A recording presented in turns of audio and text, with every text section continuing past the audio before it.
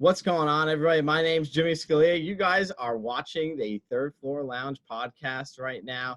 Hope everybody's having a great day. And also, of course, want to introduce my trusty co-host, Bill Hooper. Bill, how's it going? It's going well. Do you want to tell us a little bit about something that happened, I'd say about around 7 o'clock on a Monday night? I think Dak Prescott signed a long-term deal. Am I right in that? Yep. Dak Prescott, finally, it's about time. He got his long-term contract with the Cowboys. But at the end of the day, this is just a microcosm of the fact that the Cowboys have not been successful for 2 decades.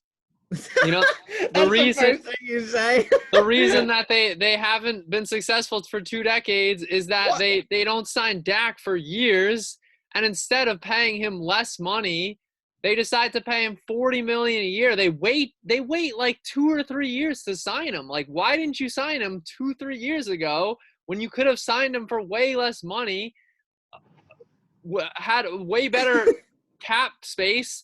But instead, you decide to sign him now after much deliberation, and after you knew you were going to sign him because there are no other options for the Cowboys. So they waited this long, and it just shows why the Dallas Cowboys have been an unsuccessful franchise for the last 2.5 decades. I love how that is like your first take of it all. Like, that's the first thing your mind went to. Not like they got their franchise guy locked up. Not, who cares about that shit? Not that he was coming off a great season last year. You're like, but I honestly, like, the way you phrase it, it does make a little sense, They have not been to an NFC championship game since 1995, the year they won the Super Bowl. An NFC championship game, not even the Super Bowl. They have not been to an NFC championship game. And the main reason is Jerry Jones. There's not enough accountability there. He is the GM, or at least he calls himself the GM. There are other guys that make decisions in that front office, but he's so stubborn at times. He signs Zeke Elliott for 6 years, $90 million, $15 million a year to a guy that's aging, who peaked his rookie year. Running backs don't age well. Why are you paying a guy that much money as he's getting older? And it's just no accountability in that front office. Jerry Jones making silly mistake after silly mistake, and it just shows why the Cowboys are constantly, year after year, they just fail. Yeah, I mean, like, I didn't think we were gonna like get off on this foot, which I think is hilarious. I'm starting to like it now. But I mean, you raise a good point. It's like we know, we all know this. This was in the works for a while. I mean, this guy was franchise tagged. He didn't want to be under the franchise tag. Why? You could get hurt in the NFL. You don't want to do that. And then that's exactly what happened. We watched that game against the New York Giants where, slipped down under the legs of a defender. Then there goes his ankle. He's out for the season. That was exactly what they didn't want to happen. Luckily for Dak, he was absolutely shredding before that moment and led the league in passing yards for like a week, even after he was injured. That was like just insane what he was doing. Obviously, with that being said, like, in a way, it's kind of funny how that helped out some extra contract numbers now. Great for Dak. But again, Dallas, I mean, I just don't know what's happening there. You just have all these different moving pieces now, since Mike McCarthy has become coach. And now where you're going to spend this money in other places, because, they still have issues within their secondary. So that's going to be something to look out for. But also, just to say, I remember when, like, he did, like, I understand he got his ankle hurt. I remember that. But, like, everybody was like, oh, my God. Like, that's it. He's done for his career. Like, he snapped his fucking ankle. Like, I understand, like, it was major. And, like, I understand. We all knew he was going to be out for the year. It was not career-threatening, I don't think, at any moment. Like, once he went to the hospital, surgery's done, surgery's successful. Like, you wait. I get, there's no infection. Like, you wait a week or two, blah, blah. Then you're good to go. Like, I don't understand. Like, everybody was like freaking out. Like, oh my God, he's never gonna play again. Like, give me a break. That was a bunch of bullshit. And it goes to show like how much those injuries affect QB's pay. It doesn't affect it at all, really. I mean, I don't even know if that injury he would have probably gotten the same exact contract if he didn't have the injury. Like, he's getting paid $40 million a year, $42 million over the first 3 years, the next 3 years. And, so I don't think that injury really affected his pay grade. What, would he got paid $2 million more a year? Like, I don't even think so. He still got a really good contract. He's the second highest paid QB in the league now, just behind Patrick Mahomes. Which is So, insane. so it just shows like, quarterback injuries, depending what they are, they're still going to get paid because there's still such a demand for quarterbacks when it's a guy like Dak Prescott, who is, borderline top 10. I don't know where the debate stands there, but he's borderline top 10 QB in the league. He's going to get paid because other guys are going to pay, other teams are going to pay him if the Cowboys refuse to at the end of the day. But obviously the Cowboys gave in and finally paid him, and it took them long enough, Yeah, exactly. And, like you said, now he's second. So, Mahomes is averaging, I'm looking right now, $45 million a year. And now Dak is going to be averaging $40 million a year. Crazy. That is nice. Partner that with all his sponsorships he's got going on. And this guy is like really rolling. He's rolling in dough. The fact that there's no state tax in Texas as well, like he's not paying a lot of taxes. He's making all the money right now.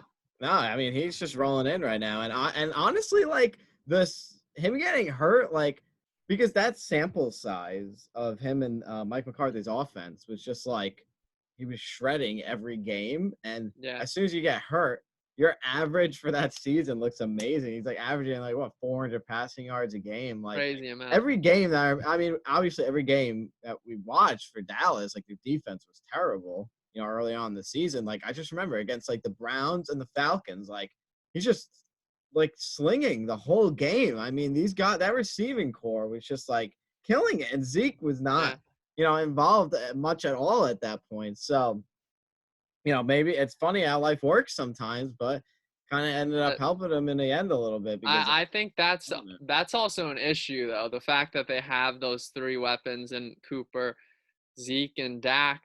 I read somewhere that that's 43% of the cap, like those three contracts, wow. which is insane. It's like Zeke has no place there. He has no place. He has no place. He's just, I mean, he's a decent running back now. He's not gonna. Better. He's not gonna change the game too much. He's a decent running back. That's the best compliment I can give him, and that's the ultimate problem in Dallas right now. They don't have enough defensive pieces right now. Their defense struggled, especially at the beginning of the year when Dak was healthy.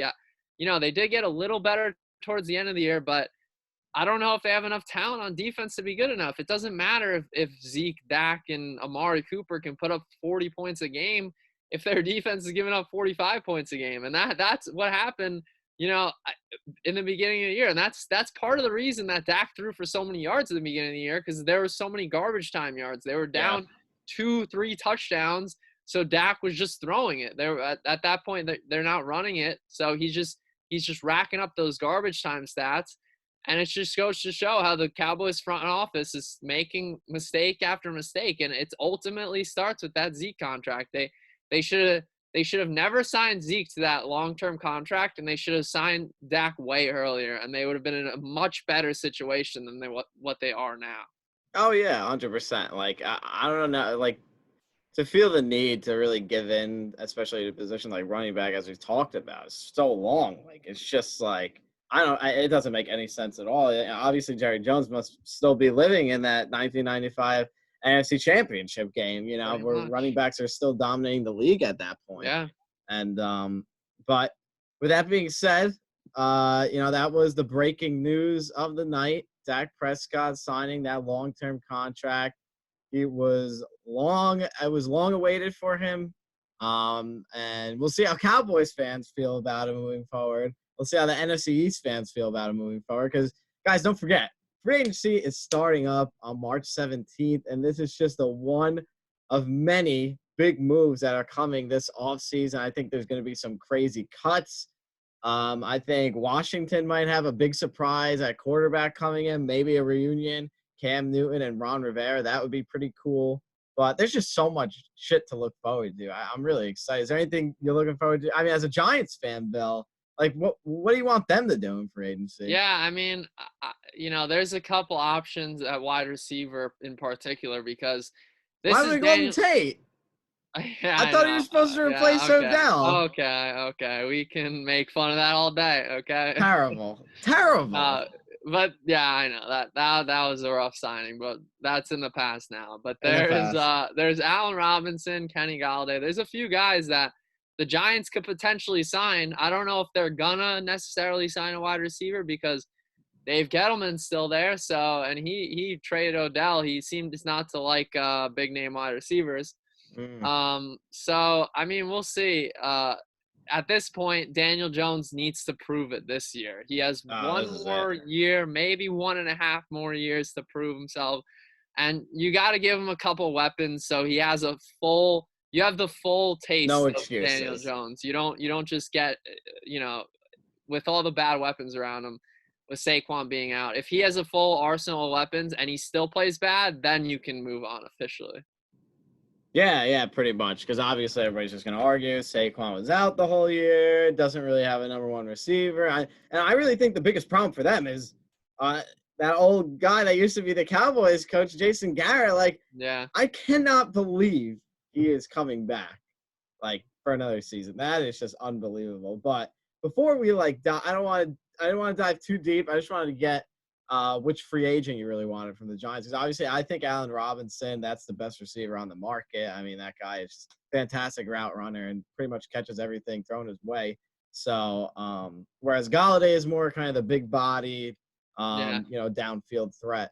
So, I don't want to dive too deep into the Giants because we are going to do a Giants episode soon. Okay. Yeah, and that is when we'll get all of the rage and glory from what has happened to that organization recently. But if you had any closing words, Bill, you could take ahead. Just if I don't know, the Cowboys may not be successful until Jerry Jones moves on. You don't think that's a little biased at all, being a Giants fan? Just a little bit. I mean, they haven't been successful for 2.5 decades, so there's something going wrong there. There has been for a while. Something's not right. Something is not right. But for now, we just wanted to share this update with you guys. Obviously, like we said, Dak Prescott, 4 years, $160 million, and he is staying in Dallas with the Cowboys. So we'll see if they'll be able to make it back to that NFC Championship. Maybe they will next season. With that being said, guys, thanks for listening to the Third Floor Lounge podcast. Hope everybody had a great day. And also, tune in. We're going to be doing some more team episodes soon, like the Steelers, Panthers, and definitely the Giants coming up. We definitely need to do that. So with that being said, so long. Take care, guys. Bye.